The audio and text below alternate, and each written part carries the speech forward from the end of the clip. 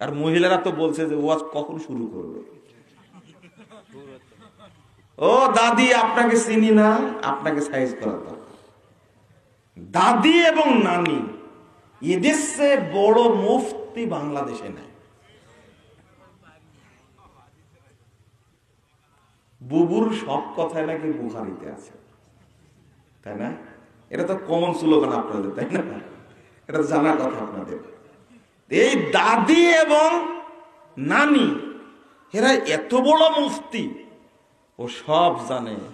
ও বলবে, বোমাকে বলবে, বোমা আমার ছেলে বাড়িতে থেকে বের হওয়ার সময় পিছন দিক থেকে খবরদার ডাকলো না। দেখেন মুফতি কত বড় দেখছে, কারণ ডাকলেই বাড়ি থেকে যত লক্ষ্মী আছে সব বেরিয়ে চলে যাবে। আর বেটাকে বলছে, বেটা এই যে বেরিয়ে যাচ্ছি, যদি সামনে যদি হাঁস পড়ে, কি হাঁস, তাহলে ফিরে চলে আসবে, মানে এই যাত্রা শুভ হবে না। মানে ও কল্যাণ অকল্যাণ সব জানে। মুফতি কত বড় চিন্তা করেন। এই বুড়ি বাড়িতে বসে থাকে, শুধু শিরিক উৎপাদন করে। ও একটা মেশিন।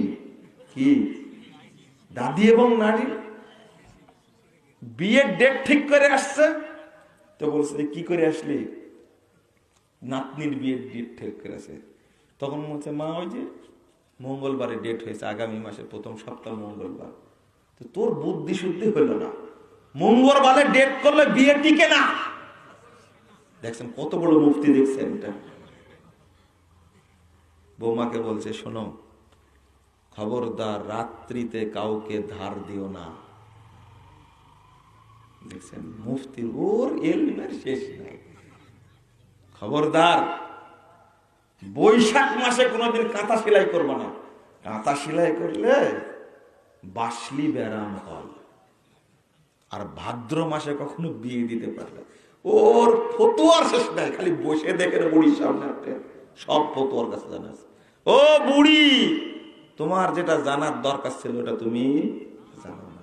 তুমি নামাজ পড়ো, জহর যেভাবে পড়ো, আসর যেভাবে পড়ো, মাগরিব এশা ফজর ওইভাবে পড়ো। তুমি মাগরিব এশা ফজর এই 3 ওয়াক্ত সালাত যে কেরাত একটু জোরে করে পড়তে হবে, বুড়ি তুমি এটা জানো না।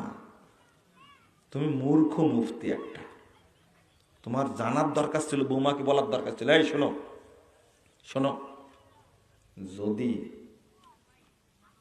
তোমার সালাতের ক্ষেত্রে জহর আসর আস্তে কেরাত পড়তে হয়, মাগরিব এশা ফজর এই 3 ওয়াক্ত সালাত একটু জোরে কেরাত করবে, অন্তত তুমি যেন শুনতে পাও। তো একজন স্ত্রী যখন পড়ছে নিজে শুনছে, পার্শ্বে তার স্বামী থাকলে শুনতে পাবে না?